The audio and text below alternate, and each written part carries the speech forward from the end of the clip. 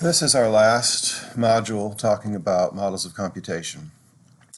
And so we'll talk about Turing machines. And this is a process by which we've been building up these mathematical models in order to talk about what is computable and what's not computable, and also to get an understanding of what underlies all languages, including programming languages. In this section, we'll talk about Turing machines and the notion of computability. And I'm using or relying on these notes from Cornell from 2012. And the reason is they're just very good. This is a great definition of Turing machine, a great discussion of Turing machines. It's 21 pages long, but we only really need the first 3 pages. So I've talked about how you can take an entire course on this thing. If you were taking an entire course on this thing, then we obviously would use more of this document, but only worry about the first few pages. Talk about the definition and then these examples,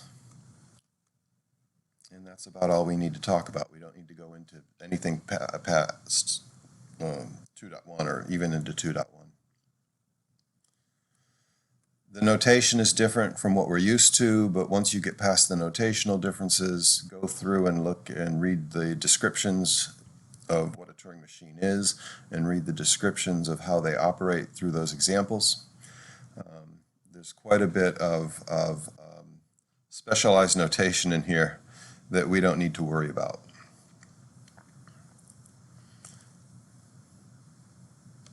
Okay. So as usual, here are the outcomes. At the end of the module, go back and convince yourself that you've understood these outcomes. And just let's talk about Turing machines in general. Each module that I've talked about so far, I've talked about the theoretical value and the practical value. And Turing machines or TMs have theoretical value. And the theoretical value is this: we're still asking what can a computer compute, and finally we have a model of computation strong enough that can answer that question in a general way. Turing developed these in the 1930s. And the Church-Turing thesis came out in 1936 or 1937 and talked about the fact that there are such things as computable problems, and then identified the characteristics of what makes something computable. Turing machines actually have the ability to perform calculations, and that's why we can talk about what can a computer compute by using this theoretical math model. You can think of there's a direct equivalence between a Turing machine and a real-world computer that we operate today. They behave a little bit differently. Turing machine is far more inefficient, but in terms of computations, if a Turing machine can compute something or can't, then a real-world computer can also compute it or can't. The actual term for this is Turing computable. When we talk about a system that's Turing computable, we mean that it can do everything that a Turing machine can do. So some programming languages like Java are Turing computable. Some languages like HTML are not computational languages. They're not designed to be computational languages, and so they're not Turing computable. In terms of practical value, no direct practical value whatsoever. So no real-world Turing machines exist except for those that people have created for fun. I use that term optimistically. It might be that they were created out of boredom. They're not an efficient device. They're not an efficient representation. And therefore, people tend not to actually use these things in the real world. For finite state machines, for stack machines, I gave you an example of real-world systems that fit those models. There really isn't one here. Now, again, a computer is a direct correlation to a Turing machine, but real-world computers do operate differently in terms of how they access memory. So it's not fair to say that there are real live Turing machines out in the real world. Just as the previous models, Turing machines can act as language recognizers. And that goes in hand thinking, well, if a stack machine is more powerful than a finite state machine, it should be able to do what a state machine does. And if a Turing machine is more powerful than either of those, it should be able to do what either of those do. And we use those as language recognizers. So a Turing machine can act as a language recognizer. But as we'll see, Turing machines can also actually perform computations. And that's far more important because that's what gets us to this notion of exploring what's computable and not computable. And they can simulate programmable computers. We'll discuss that Turing machines actually are programmable. You know, when we made a finite state machine, you were stuck. That finite state machine was designed for a specific language. You couldn't program it to change its behavior. But we'll talk about how Turing machines can be actually programmed to change their behavior. And in that way, they are representative of real-world computers, because what do you do when you write software? You're writing a program to change the computer's behavior. So again, we won't get too far into the weeds on that topic. We'll just discuss how notionally how that can be done. And then the fact that we can do it means that, again, there is a strong correlation between what Turing machines can do and what real-world programs can do. All right, so let's review again Chomsky hierarchy in terms of grammar. Now we're in the unrestricted and context-sensitive languages. We're not going to worry about context-sensitive too much. We'll deal with unrestricted, and here's why. Context-sensitive is Turing machine with finite tape. Unrestricted is Turing machine with infinite tape. We're just going to discuss Turing machines in general. We're not going to worry about finite or infinite tape. Basically, the assumption is infinite tape.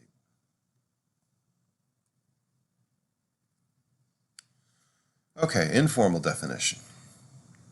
It's effectively a finite state machine coupled with tape that contains cells that contain data.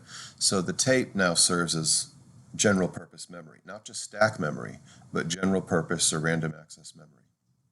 And then it has a read-write head, so it can read from the tape and it can write to the tape. So you can change the data, you can change what's on the tape. And the ability to traverse the tape in either direction, one cell at a time, left or right. Because the Turing machine has a finite state machine inside of it, there are a finite set of states, and there is a particular start state. In addition, we're going to add these special states, halt, yes, and no. So halt means just I'm in the state that I stopped computing. Yes means I'm in the state where I stopped computing, but I'm going to return the yes answer. No means I'm in the state where I stopped computing, but I can return the no answer. You maybe can see how the yes and no corresponds to language recognition, because what is language recognition? The central question is this string in the language? Yes or no? We have a tape alphabet, so instead of having an input alphabet where we're processing words, we have a tape alphabet where we're processing the content of the tape. But in order for that to make sense, particularly with an infinite tape, we need some additional symbols. Most systems use the triangle on its side. I'm going to use capital delta for that because, thank you, PowerPoint, you don't support what I needed, the sideways triangle. The delta is going to indicate the leftmost portion of the tape to be used. So if it's an infinite tape, you have to designate which portion of the tape you're actually interested in. The delta symbol designates the leftmost portion. And then this big cup here indicates the rightmost portion. And the rules are that once you designate the leftmost portion with the delta, you can't move it, you can't change it, you can never move the tape head to the left, you can never overwrite it. But sometimes your data needs to grow and shrink, so on the right-hand side, we're going to allow that to be moved. So you may erase that symbol and move it over to the right, or you may erase that symbol and move it over to the left, indicating that your data is growing and shrinking. We have a transition function, just like before, and the transition function will tell us to go from state to state, but also will tell us what to do with the tape. Should we move to the left? Should we move to the right? Should we not move? So we have the left arrow, the right arrow, and the bar indicating move one cell to the left, move one cell to the right, and stay put. Formally, it looks like this. We have a set of states unioned with the special states, halt, yes, and no. We have a tape alphabet sigma unioned with the triangle and the square cup. We have a Q naught, and we have a delta transition function. Notice we don't have final states, and that's because the final states are going to come from halt, yes, no, or by what's left on the tape. The transition function does include the actions move to the left, move to the right, or don't move. Now in the Cornell notes, the notation for this is quite different. Cornell uses capital K instead of capital Q. They use lowercase s for start state instead of Q naught. So you'll see some differences in notation. Don't let that bother you. Those notational differences are trivial. Okay, once we have that, we can talk about examples. So I'm going to talk about these two examples in this lecture, and then for the next one, let's talk about what it means.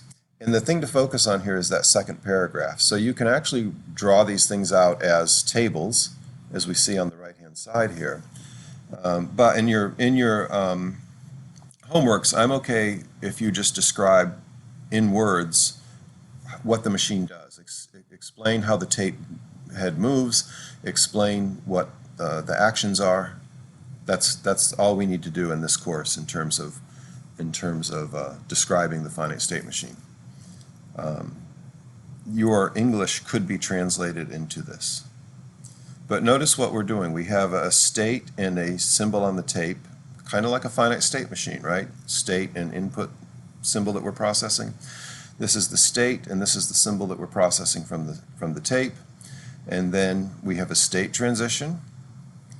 We have a symbol that could be written to the tape, and then we move. So it's change your state, put a symbol back on the tape, and then move.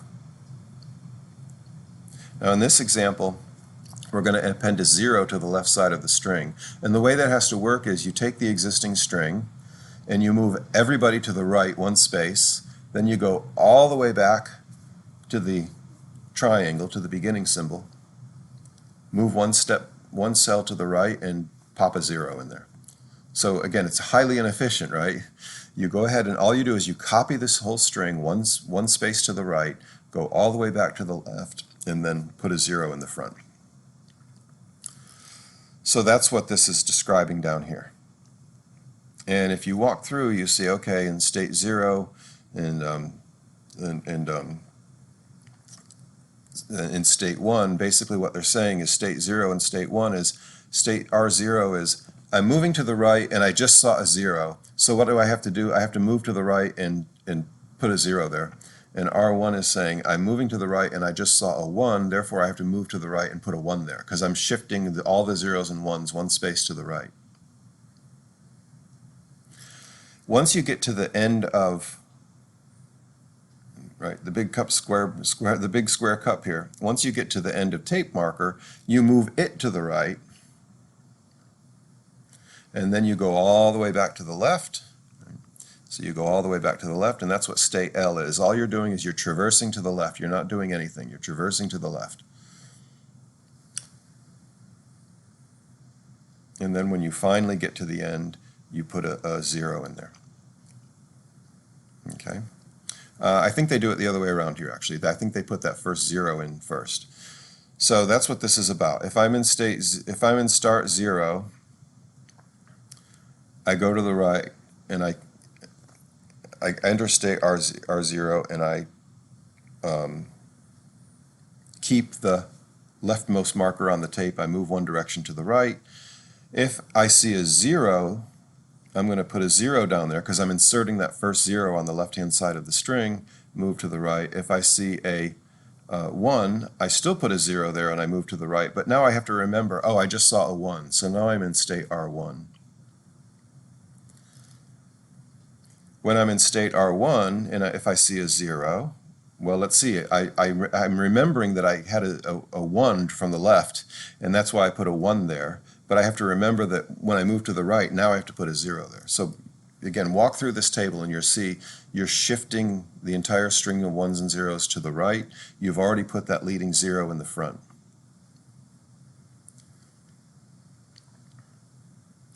Once you get to the end of the tape, you just overwrite it. I would have added a state where they put another end of tape marker on the end. This person didn't. And then once you're done, you see the end of tape marker, you're done. Just go to the left. So you go to the left, and all you do is whatever's there, you just keep there. go to the left and don't change anything. And when you get to the beginning signal, or the symbol, halt.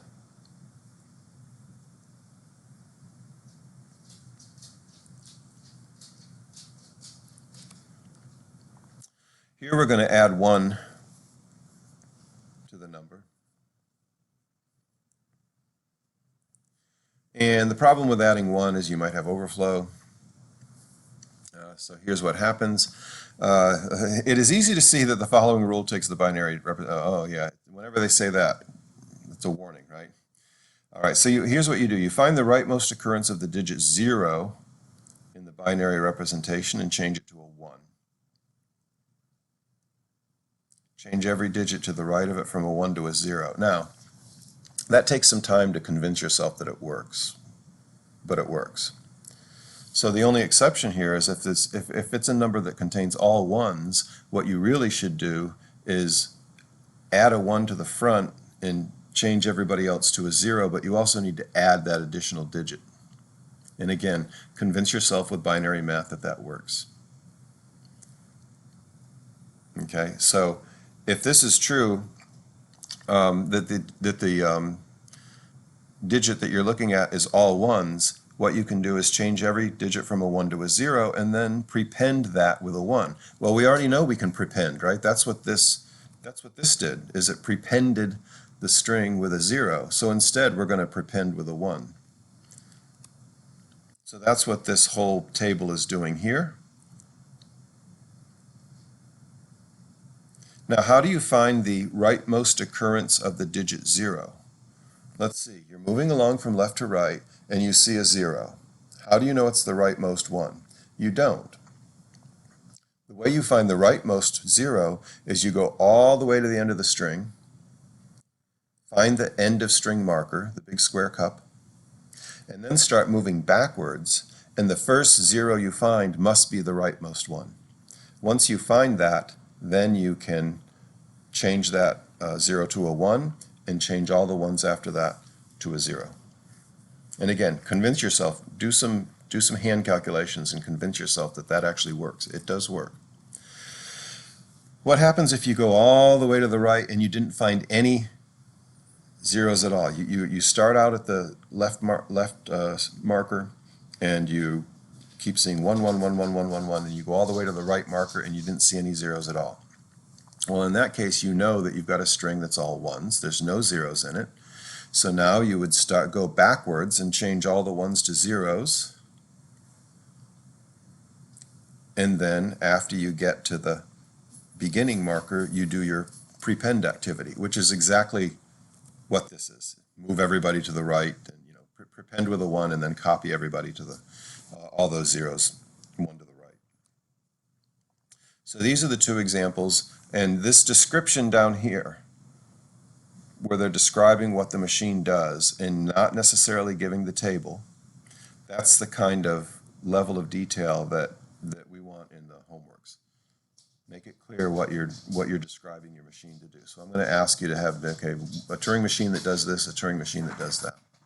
And I've got a couple more examples here that I'm going to talk about in the next lecture, because this one's starting to get a little long, where I do exactly that. I don't give you the table, I just talk about the operations.